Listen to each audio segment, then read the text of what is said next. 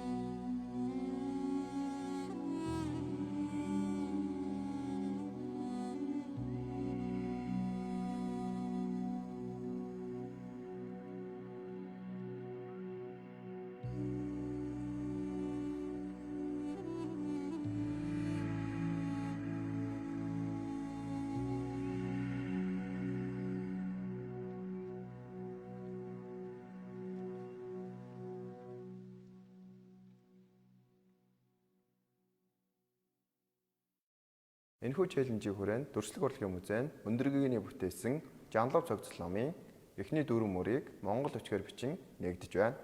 Дараагийн дуудах байгууллага бол үндэсний төв номын санг урьж байна.